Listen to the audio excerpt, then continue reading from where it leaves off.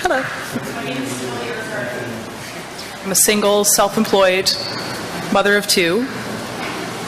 First, I must thank those of you who have stayed in the room through each and every presentation and listened. You, as individuals and government officials, have shown us considerable respect in this regard, and I greatly appreciate the opportunity to present at this public hearing. My plan here today is to bring my own story so that you can listen to a regular citizen, you may call me a layperson, a regular citizen's view on the subject. I do not have a medical degree. I'm not a lawyer, an immunologist, a scientist, or any kind of politician.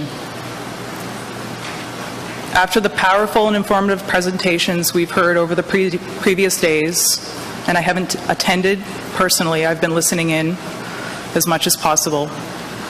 I'm incredibly humbled to be here alongside these presenters to tell you my personal story. I don't know if there are any studies or documents that I could have that weren't already provided to support my own position. I want to state that I am pro-choice and not anti-vax. I'm an ex-vaxxer, and I'll go on to explain in my story. I am, however, of the character that I'm a boldly honest person. I can admit my wrongs, and I'm very curious, which leads me to find answers to any questions that come into my head. I do not plan on presenting you with an impressive abundance of facts like my prior presenters over the past 3 days. I'll keep it simple, direct, and stick to my personal story. To those of you who are truly listening with open minds, thank you. I was born and raised in Moncton, New Brunswick, and moved to Fredericton in 2012. In the fall of 2012, after being told by my doctor that there was a strong likelihood that I may never be able to bear children because of a uterine abnormality, I was heartbroken. My partner and I kept trying, and shortly after we did conceive. This child was very much wanted. Being the type of person who loves to consume research and literature about my curiosities, I started reading. This was such a life-changing event that I wanted to learn as much as I could. I began devouring books about pregnancy, birth, parenthood, and everything in between. So naturally, researching vaccines was an important issue. At this time, there was no doubt in my mind that I would vaccinate. I mean, it's what you do. You want to protect and do the best for your children. As my pregnancy went along, I had this nagging sense that I should be digging deeper into vaccines. After a lot of reading, countless hours, I developed a solid plan to space out vaccination based on something that struck a chord with me that Dr. Bob Sears wrote in his book called The Vaccine Book, Making the Right Decision for Your Child. He recommends that you can schedule doctor's appointments so the child gets one vaccine at a time in case there's a reaction, instead of multiple shots on the same day, so you can be certain which vaccine caused said reaction. I also planned on skipping the Hep B vaccine at birth because that vaccine is absolute nonsense. There was 0% chance that my baby would be having sex or doing intravenous drugs for a very long time. And that was not based on anyone's recommendation. It just made sense. My son was born strong and healthy and progressed wonderfully. As it is with doctors in this province, there's often delays in getting an appointment in your chosen time frame. So instead of him getting his first shot at 2 months, he got it at 3 months. His second shot at 5 months. They were both the Prevnar shot to protect against pneumococcal and meningitis and went flawlessly. He had 0 reactions other than the usual crying and redness at the injection site for the day. He got a Band-Aid. It was a single shot.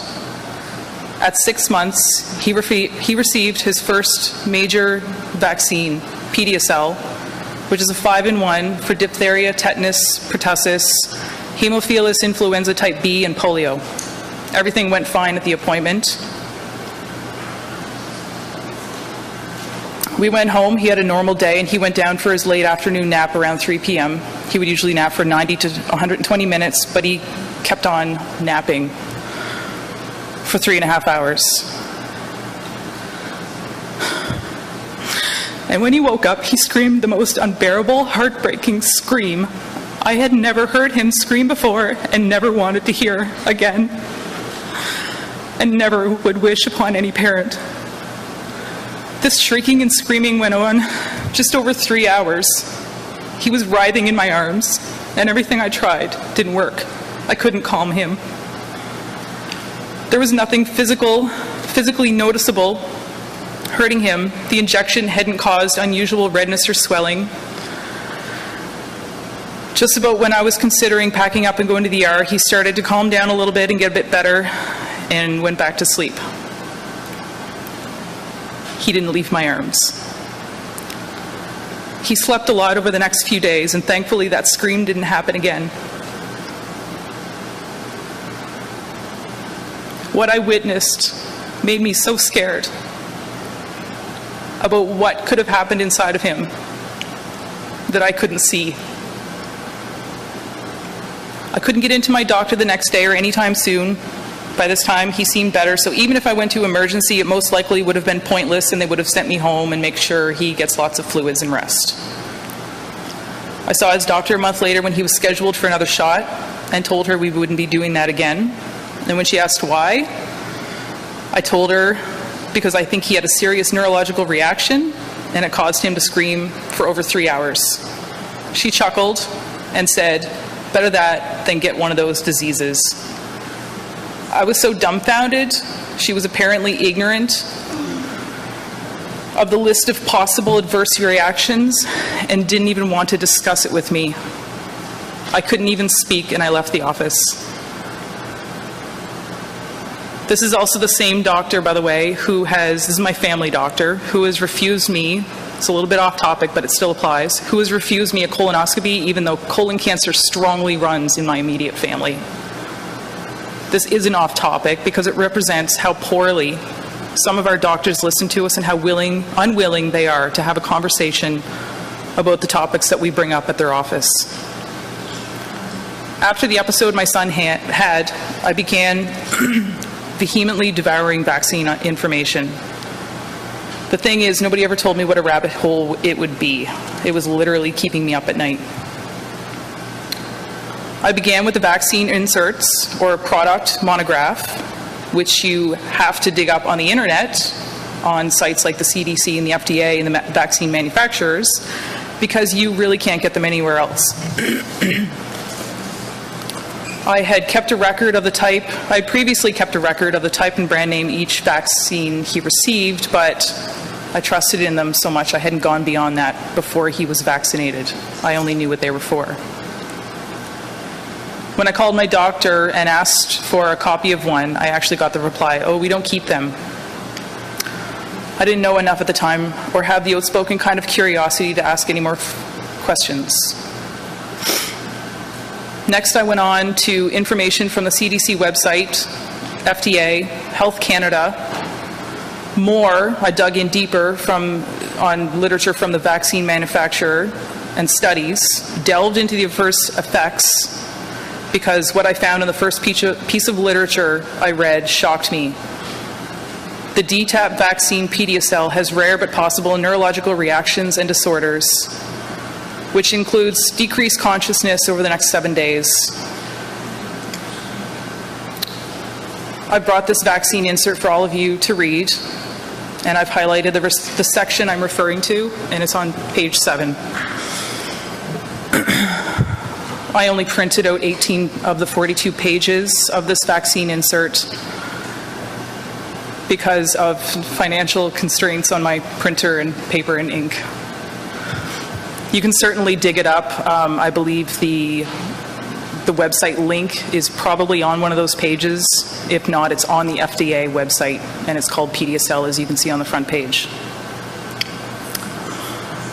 What came next, after I consumed all this information, which is not misinformation, it's actually the facts on vaccines. What came next was digging up accounts of what other parents had witnessed in their children post-DTaP vaccine.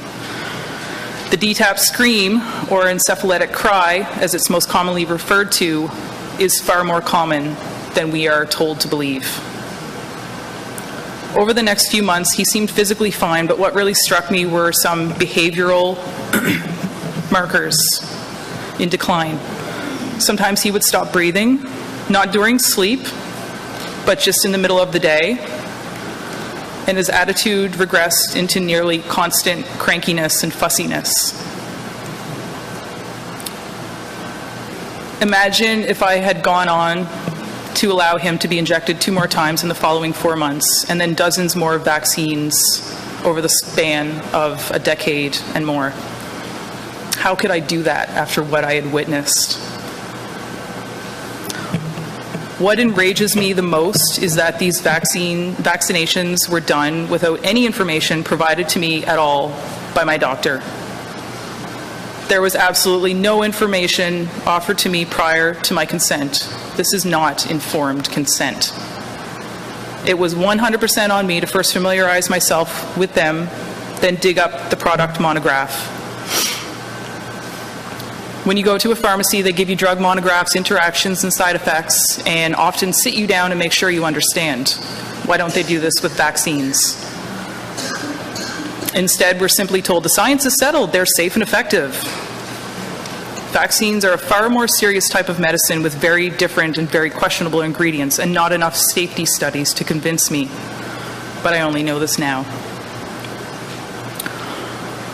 When you become a parent, as I'm sure any of you who are parents of your own biological children, you develop a deeper bond that can be scientifically explained. Your gut instinct becomes stronger, and you know your children on a very deep level, so you also know when something is not right. Anyone who's never had a child cannot even imagine what the bond feels like and what this heartbreaking pit in your stomach feels like when something has gone very wrong. My heart goes out to anyone whose child has suffered far worse, irreparable harm from vaccines. Yet they're subjected to negative labeling, things like child abuse, unfit parents, conspiracy theorists, and other insults. My son was very lucky to have not sustained any permanent damage from that vaccine, but after what I witnessed, I can only wonder. He didn't receive another vaccine after that because while I initially paused his vaccine schedule, I later canceled all of them once I'd done more research. After several visits with my doctor during which she pressured me to further vaccinate, and knowing her stance on the issue, I never asked for a medical exemption, as I'm sure she wouldn't give me one. There are no guidelines to how doctors address and determine these life-altering adverse reactions. And we all know the doctor would fear for the reputation from the medical community because of the current stigma and slander of people who even question vaccines. So it's near impossible to get a medical exemption, and I believe more children should have them because of the facts and science regarding the side effects, except that the numbers are often lied about. My doctor wouldn't report my son's reaction to any reporting system. I later found out I had 3 years to report it, but I had missed the deadline. So there's a perfect example of an unreported vaccine adverse reaction that wasn't added to the statistics. How many more are there? How many more doctors are there who refuse to acknowledge parents' reports of instances like this? I went on to birth a healthy, beautiful daughter 2 years later, but she had gastric issues and eczema during her whole first year, which showed me she was born with inflammation, and I wasn't going to be vaccinating her at all. I was grateful to be able to birth 2 perfect children after what that doctor had told me back in 2012, and I will protect them as best I can. I'm also grateful that I live in a country where I have the ability to choose what's best for my children based on the information I have, from everything to how much TV they consume and what they eat in their diet and what kind of activities they do in their spare time. The one thing I will add is that my children are incredibly healthy through excellent diet and lifestyle, and have been no burden on our healthcare system. They've had no serious illness and can easily recover from the odd sniffle.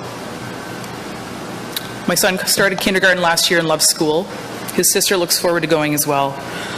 We have conversations about different topics about the world, and I'm grateful that I can do this while they learn the essentials and basics at school.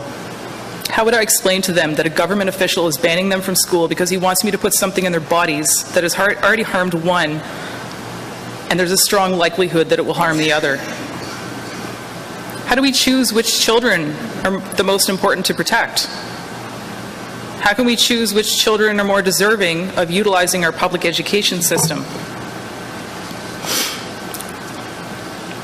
My children's father and I split up in July 2016, and I've been the primary caregiver ever since, and likely will be for a long time because he's in the military, which means a lot of away time. He served in Afghanistan and just returned from a 6-month tour in Europe. So I've been 100% primary caregiver. I'm also self-employed, part-time, meaning nights, weekends, and whenever I get a chance to work, which means my children are not present. I don't have enough money for childcare, so I do my best to make it work. There aren't too many jobs we can do with our kids asking for our attention literally every 5 seconds, which means I either must leave the home or work elsewhere, and work elsewhere, or they leave the home. Public school is perfect for this.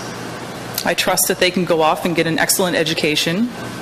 I believe in our public school system. I've been growing a business I love over the past 6 years, and my goal is to expand once they go off to school. Until then, my attention is dedicated to my children.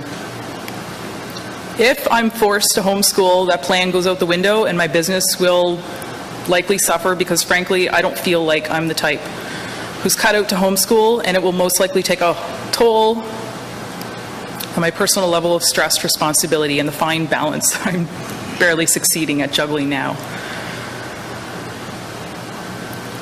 This will also take a toll, a definite toll on my financial well-being, which as it is hanging by a thread. Just as not every person wants to or should be a teacher, not every parent wants to or should homeschool. Yet I would be forced into this situation. It's not a desirable or practical option. My other option is to move, give up my friends, this beautiful city of Fredericton I adore, and move to Nova Scotia, where vaccine mandates are not in the near future. I would also be moving my children too far away from their father, who lives in Burton. That's not a desirable or practical option. My largest question about Bill 39 is how can this actually pass in Canada, the land of freedom and personal rights? The land where we embrace minorities and differences except when it comes to vaccines, where we're even discriminated against by one of our own local politicians abusing his social media account to lobby uneducated, misinformed citizens who are all too quick to hate on us based on our personal medical decisions and rights. We're implementing programs to prevent and address bullying in schools, yet our own Minister of Education is promoting, engaging in bullying behavior of his own online from this room while this hearing is taking place. The accusations of misinformation and repeated use of words like conspiracy theorists is hurtful to listen to and unbelievable that it's coming out of the mouth of a person who's supposed to have our children's education and best interest in mind. How is anyone supposed to side with someone like that or even take him seriously? Please note for the record, I do not meet with my friends and have conversations about conspiracy theories. I have never made any life decision based on what a celebrity says. In fact, I've never taken the advice of any celebrity about any topic. None of my non-vaccinating friends have made this decision because of a celebrity. They also don't go to meetings about conspiracy theories. We are not funded in any way or get any sort of financial kickback. We are not trying to convince anyone to skip vaccinations. That's a blanket statement. I'll speak for myself on that one. And my friends, the small group that I keep, they don't go around trying to convince anyone to vaccinate. Just as there are radicals on both sides of the fence. We do not regularly collude to gang up on anyone or groups of people with any kind of intention of spreading misinformation when we're clearly armed with facts. We don't get together and organize anything until someone tries to pass a senseless law to take our freedoms.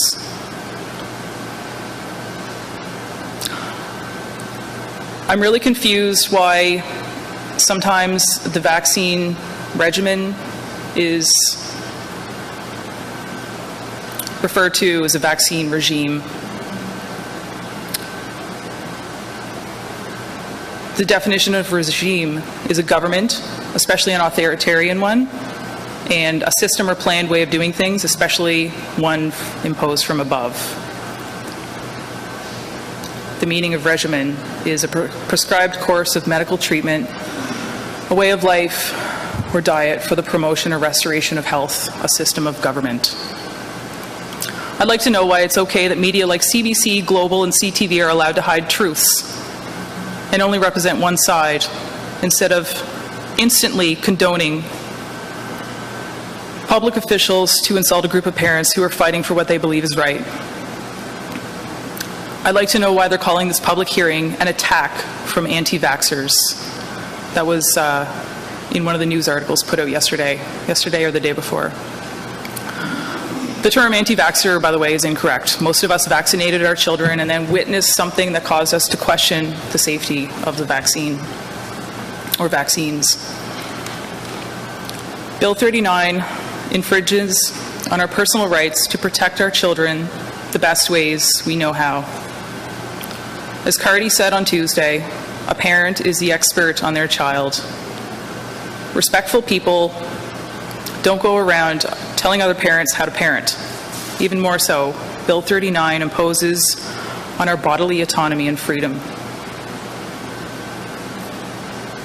Last I checked, this isn't what Canada is about. We have a Charter of Rights protecting us in that regard, don't we? In conclusion, there are people in this room who may dismiss my presentation as anecdotal and lacking facts, and may even tweet about it or insult me on the news, and I can't change that. However, I do hope that after the end of today, each of you take some time and go through the abundant stack of evidence you've been given and truly consider what would happen if you passed this bill. How much more segregation in our society will this cause? It's hurting the adults now. How is it going to hurt our children? How much more adult bullying will be tolerated? How much financial hardship and stress, possibly leading to mental health decline in parents, eventually leading to lesser quality education, perhaps. I'm not saying that's what homeschooling is. And in drastic situations, no education at all. How much will children miss out on from not attending public school, such as sports events, school trips, French language training? By the way, even though I'm born and raised in New Brunswick, I'm not bilingual, but I try. So during homeschool, this would be another stressor. How is banning them from public school even an option to diminish so-called preventable disease when there are countless other public places we visit? When can we ever get a comprehensive study on the current schedule that covers the cumulative effects of all the vaccines on the schedule, not just one vaccine at a time? How can our province consider breaking the rules when officials in other provinces declare that they will not be implementing mandatory vaccines? Just as I have friends who are in the same position as myself who have witnessed adverse reactions in their children, I also have friends who have fully vaccinated their children, and they come to me with stories instead of coming to me and yelling at me things like vaccinate your child or stay home. They come to me and share stories with me about how they vaccinated for everything but their child got the chicken pox or got the measles or had adverse reactions, but they didn't know anything and they didn't do any research, so they kept vaccinating. I have friends with stories how they vaccinated their children and it went either way, both sides. It went bad and it went well. The pharmacist this morning mentioned that he gives informed consent with every vaccine, but he's not allowed to vaccinate children under 5 years old. How will the gap be filled that's created by this? Who will inform the parents and give informed consent to those parents? I don't believe the vaccine efforts as they are failing. I think the system that we have in place is not a bad system. Can we not make it stronger instead of automatically resorting to such a harsh option as mandated vaccines? From my personal view, we don't ever hear of anyone dying of polio, measles, or other diseases that these vaccines purportedly aim to prevent. But we also don't hear about the children who are harmed because our media companies will not report them. They would gladly report a major disease issue if someone was to die of measles. But we never hear that. What do you think would happen if a reporter went to someone's story, if a reporter went and reported someone's story who has multiple children whose health were very severely negative impacted by vaccines?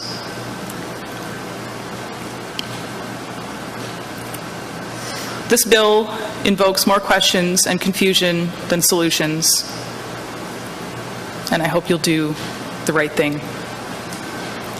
Thank you.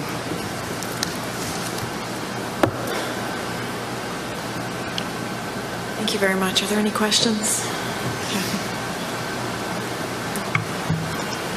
Thank you very much for sharing your personal story, and I would like to affirm that it is very valuable to share your life experience, your lived experience, and we know it takes courage, so thank you. I think everyone here in the room feels the same.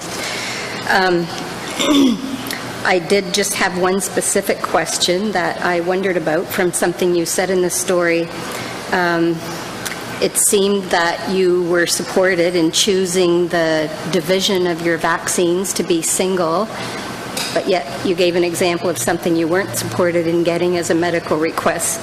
So that's interesting in itself. Mm-hmm. But my question was, in doing so, which deviates from the current vaccine schedule, did you have any trouble under the current policy with your child going to school? No. No. No. I signed an exemption form. I was never questioned. Without the medical?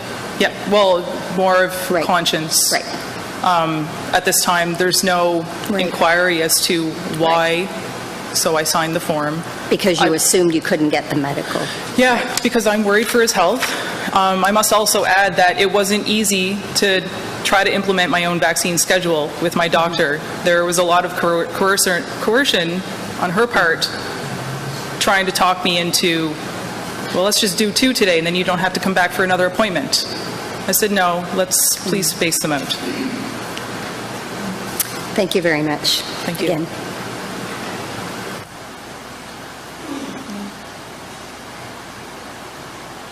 Mr. Northrup? Thank you, Madam Chair, and thank you for being here today. The last couple of days, as you know, has been very enlightening, not only for the people here, but for the people that are sitting behind the chairs, too. And I think it's very important that we hear these stories, and it's very important that you brave to come here, because people think we're big bad people and we're going to do bad things to you. But we're human beings. We have a job to do. And as you say, a lot of us are fathers and mothers ourselves, and some of us are bald and have a grandfather in us too. So which, when you get to that point, you'll realize what I'm talking about. But Yes. it's a different way of life when you see your son handle your grandson. So you know you've done a fairly good job bringing them up. And I applaud you for telling your story about your two children. And I don't have any questions at all because you laid it out in very simple terms, didn't use any big words that went over our heads. And I applaud you for that, so best of luck. Thank you. Thank you. Just taking a look at the documents that you've provided. Megan or Ms. Mitten, any questions? No, you go. I'm still reading through them. Okay. Though you did indicate there was a website. I don't actually see the website on this. On the documentation. I didn't keep a copy for myself, and I'm very sorry. You can dig it up on the FDA website. I'm sure if you Google FDA and PediaCell vaccine. Yes. And this is the product monograph. Yes. And it says that adverse reactions to PediaCell include immune system disorders, psychiatric disorders, nervous system disorders, vascular disorders.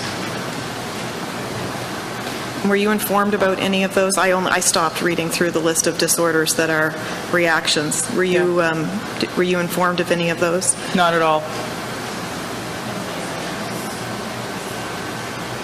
Ms. Minton? Thank you. Thank you, Madam Chair. Thank you for your time today. I guess I just want to follow up a bit on what the chair was just asking, looking at the documentation you provided that's from Sanofi Pasteur, in the warnings and precautions. I guess, so you weren't warned about you weren't given any information before, and I guess when you took your child back, it says it's extremely important that the parent or guardian be questioned regarding any symptoms from the previous dose of vaccine. I just wanted to ask if you had been asked about the previous symptoms. I was never asked. The doctor showed no concern, and quite literally, as I explained, laughed in my face when I brought it up. She didn't want to talk about it. She wanted to give him another vaccine, and she had no interest in discussing any details. Thank you. And I guess maybe this is a bit redundant considering what Ms. Rogers asked, but I guess her question was about current, but I guess going forward, if Bill 39 were to be implemented, I guess, is it correct to say you're concerned that you wouldn't be able to get a medical exemption for your son? I'm concerned that I wouldn't be able to get a medical exemption because he's now 6, and this happened when he was under 1. Because my doctor was uninterested in discussing it, she didn't write anything down in his record. So if I were to go back, there's no way she would remember any kind of attempt to conversation that day. And as we heard from Lily this morning, she's having very serious issues, as she explained, and she can't even get a medical exemption. So imagine if I were to go, and they would probably try to laugh me out of the office. Thank you. Thank you. Further questions? Mr. Desaulniers, any questions? Thank you.